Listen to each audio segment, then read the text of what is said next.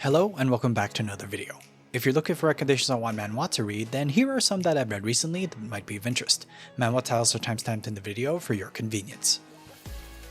Our first manhwa for today is Baby Pharmacist Princess, a fantasy manhwa that I've currently read up to chapter 105 on. Its main character is Yoon Chae-ri, a graduate of a pharmaceutical university who was a fan of a particular VR game whose main character was a kingmaker by the name of Charisse. However, even though she was a fan, there were parts of the game that even she couldn't beat. One of these failed runs, to say, she was then given an option by a red rabbit to experience a new mode. Even though she said no, she was forcibly taken into the world of the game as now Princess Charisse. On top of that, she owes a ridiculous debt of 10 billion gems. Weirdly enough, accepting the situation in front of her, Chae-ri, now as Charisse, looks to pay off her debt and find a way back home. The story is 9 out of 10. What starts off as a simple reincarnation into a game turns out to be a little more than as I would relate this manhwa to being like an onion. As we keep peeling off more and more layers, the more we get to see.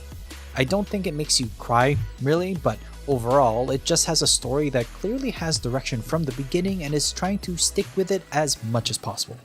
The characters are 7 out of 10. The protagonist effect and overall charm is very much in effect. While yes, we get dropped into a clearly already established world, some of the initial thoughts and actions of the family, let's say, is a little forced. Nothing against it, as this is usual bread and butter for these types of manhwa, but I just wanted a little bit more of a proper initial explanation. The art is 7 out of 10 as well. Focused on its warm and family fuzzy vibes, Charisse is very much the center of this whole entire tale. But the various other characters and their scenes can steal the show at various points. The fantasy game background gives a good foundation to build off of, and it actually does build from there. So if you're a fan of fantasy manhwas with a tinge of medical manhwa influence into it, like that of The Doctors Out from my previous videos, then Baby Pharmacist Princess has some promise that you might be interested in. This next manhwa to take a look at is The Little Saint and the Grand Duke of the North, a fantasy manhwa that I've currently read up to chapter 60 on. The protagonist of this tale is Liliette, an individual who was left at the Temple Overworld as a baby, which she was raised by the bishop and staff there. The issue though? The bishop only took her in and raised her because Liliette had the potential to become a saint with her divine power. Liliette did not manifest these powers, which caused her to become an eyesore for the bishop that initially took her in. This didn't change all throughout her life to the point of her death. Waking up though, back in the past, but already taken in by the temple, Liliette hatches a plan to escape this temple by utilizing the healing power of her blood, which she discovered in her first life. Using this ability, she wants to heal the Duke Windsorius, the Grand Duke of the North. Will she be able to succeed? The story is 8 out of 10. Having a second chance at life to escape the bad situation she lived in her first life is a very motivating reason to just get out of the current situation. As you can probably tell or expect, she's able to successfully hatch this plan and execute it. Afterwards, it transitions heavily towards more of the political tale once things get settled. The characters are also 8 out of 10. My impressions of this manhwa come from more the latter half, with the political portions being more upfront.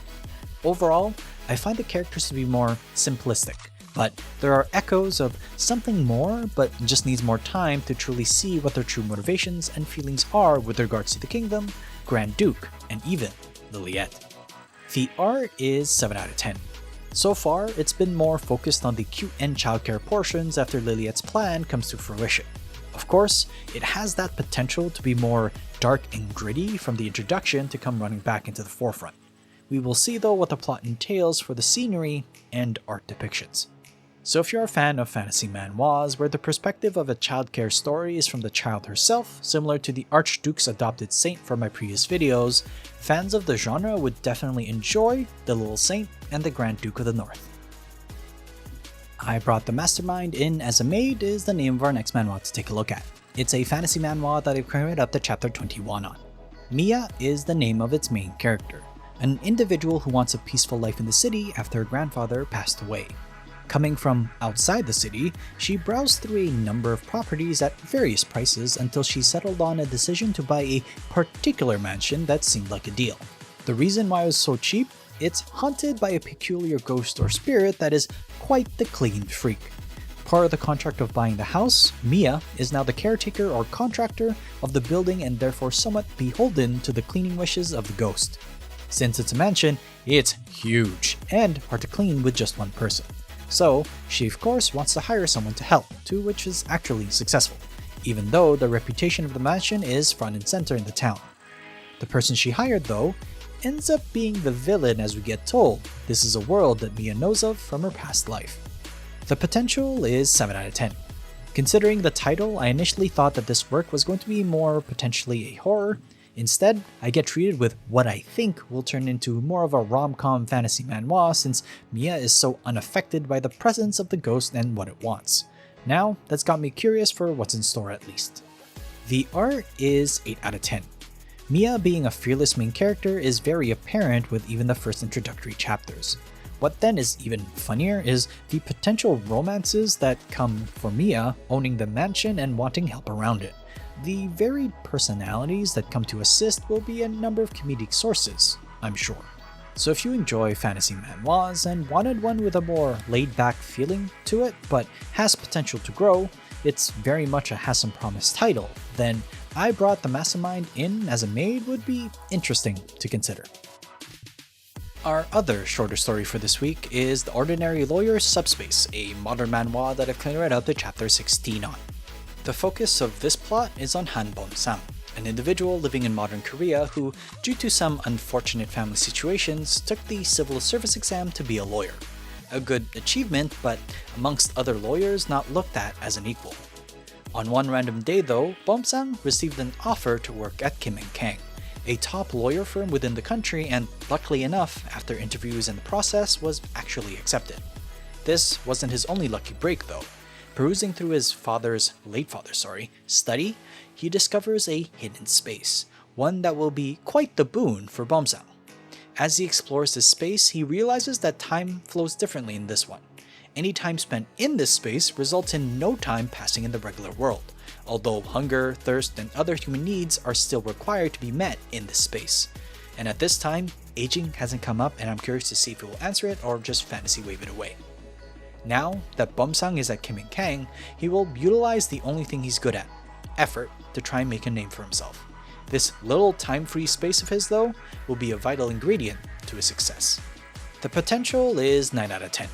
Effort being the prime focus of a manhwa is a unique take for a plot to emphasize. The power, space, seems interesting on its own, but I'm overly curious what other consequences may come from this, or how the origin of this space came to the possession of Bom-sang's family. The fact that he's a lawyer now though, at one of the top firms, makes this work-life rife with politics and slice-of-life moments, but from a lawyer perspective. The art is 8 out of 10.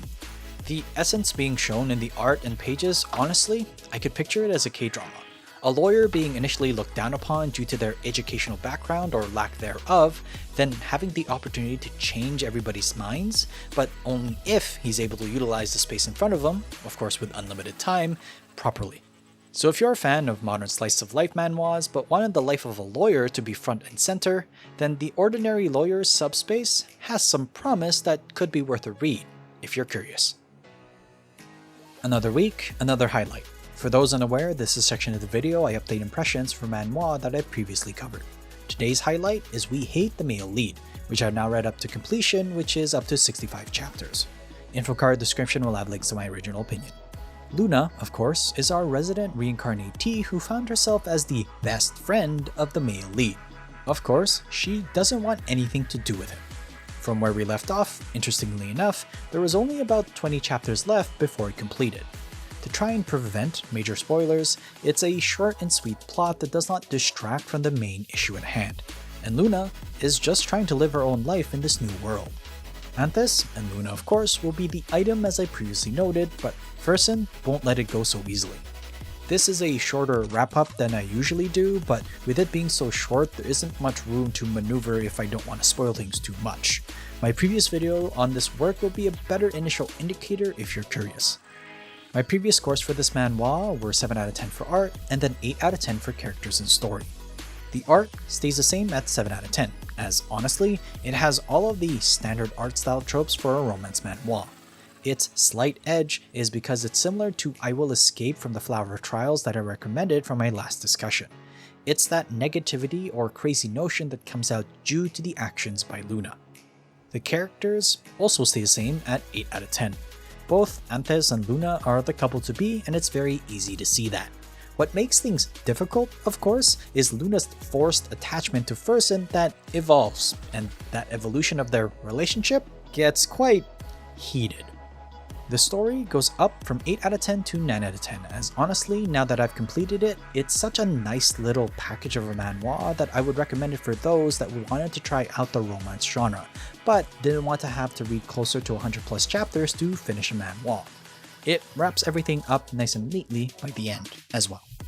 We Hate the Male Lead is quite the short and sweet story to read through if you enjoy romance manhwas. It's also a definite recommend from me if you wanted a taste of what the genre is like, considering it's more on the shorter side. Would you agree or would you not? Comment down below your thoughts on We Hate the Male Lead. Thanks so much for watching. Please like and subscribe if you enjoy the content. Write down in the comment section down below what manhwa you've been reading and I might just take a look. Till next time though, have a good read.